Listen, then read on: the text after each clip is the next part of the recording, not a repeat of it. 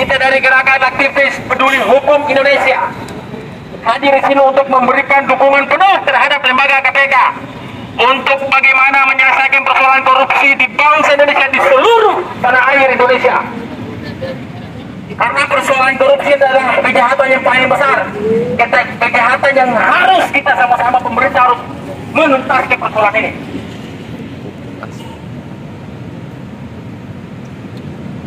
KPK, tahu-tahu saya sudah pakai begini.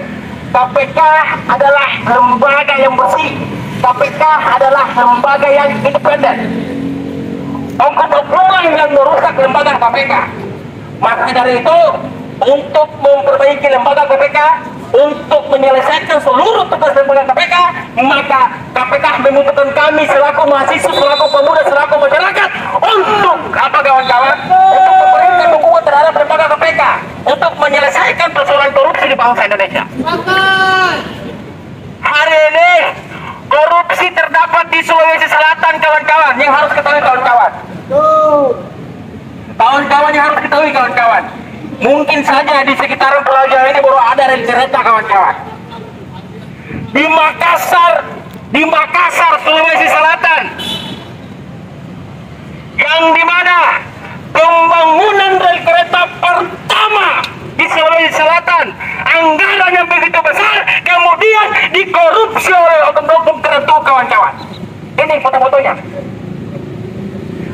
Baru kemarin saja kita mengetahui informasi bahwa Bupati Pangkajeni Kepulauan, jadi singkat Pangkep, yaitu Muhammad Ruslan Rugau sebagai Bupati Pangkep. Beliau kemarin dipanggil untuk diperiksa kawan-kawan. Beliau tidak hadir untuk memberikan keterangan terkait dengan pembangunan kawan-kawan. Dugaan kami kuat, salah satu yang terlibat ini adalah Bupati Pangkep. Kenapa kawan-kawan? Berada di wilayahnya. Sebelumnya KPK telah menetapkan 10 tersangka. Salah satunya itu apa kawan-kawan? Ahmad Afandi ini adalah PPK, pejabat pembuat komitmen di Balai Pengelola Kereta Api, yaitu kepala balainya adalah Andi Amanah Gapa. Kok anehnya, selaku pejabat pembuat komitmen telah ditetapkan tersangka dari lembaga KPK. Di mana kawan-kawan? Di Pengadilan Tipikor di Makassar kawan-kawan. Ia telah ditetapkan.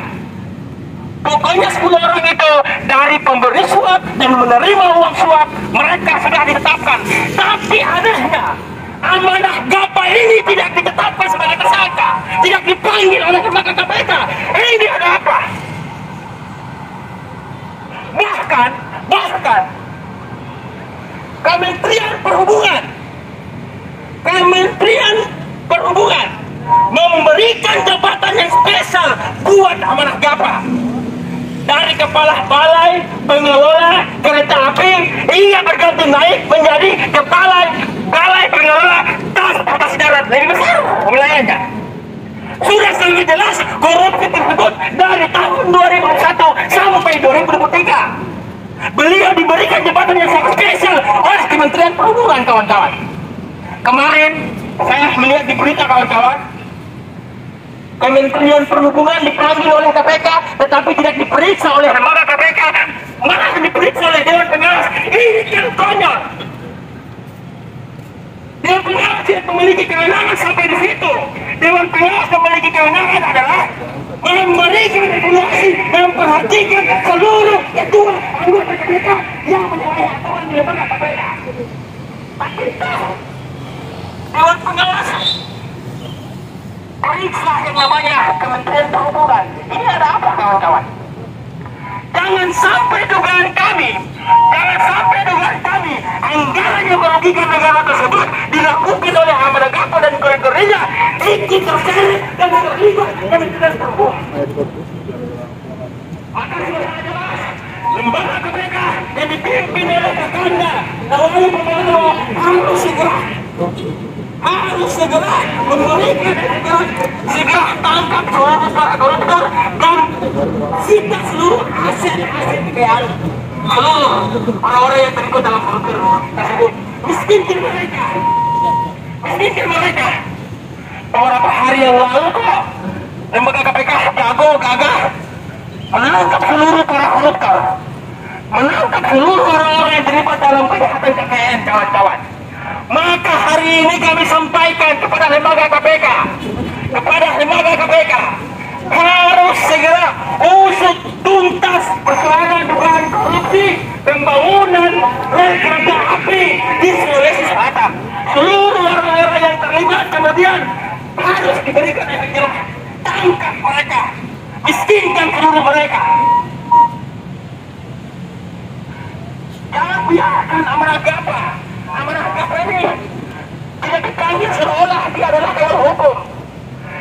Kami ingin supaya lembaga KPK konsolidasi agar tetapkan bupati Pangkep sebagai tersangka. Beliau tidak memenuhi panggilan lembaga KPK. Ini kan kawan-kawan. Ada apa kawan-kawan?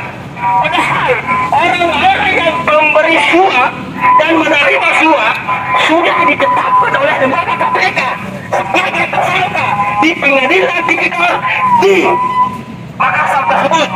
Tetapi kenapa amanah GAPA? Ia adalah kepala balai pengelola kereta api di Sulawesi Selatan, pembangunan salah satu rel pertama yang ada di Sulawesi Selatan. Tapi kenapa beliau tidak dipanggil, beliau tidak diperiksa kawan-kawan? Ini ada apa? Kami sampaikan kepada lembaga KPK, mungkin kami datang dengan niat baik, kami datang untuk memberikan dukungan. Kami sampaikan apabila si amanah GAPA dan Bupati Pangkep ini tidak ditetapkan sebagai tersangka mengikuti kronologi yang sebelumnya sudah ditetapkan sebagai tersangka, maka kami sampaikan lembaga KPK ini harus dihapuskan. Jangan percaya lagi dengan lembaga KPK. Tetapi kami yakin, sungguh betul, kami sangat yakin dengan kepemimpinan Nawawi Pemalango, salah satu pilihan orang terbaik presiden kita yang tercinta, Presiden Joko Widodo, mampu untuk menyelesaikan persoalan yang ada di lembaga KPK dan persoalan korupsi di seluruh bangsa Indonesia. Segera tangkap dan penjarakan para pelaku koruptor. Mereka adalah orang-orang yang memiskinkan kita, negara Kesatuan Republik Indonesia. Agar itu kami sampaikan kepada KPK, lembaga yang sama-sama kita cintai ini, lembaga yang memiliki taring untuk bisa memanggil paksa yang namanya Andi Amanah GAPA dan Bupati Pangkep untuk dimintai keterangan dan untuk diperiksa, dilakukan penyidikan hingga ditetapkan sebagai tersangka. Harus jelas.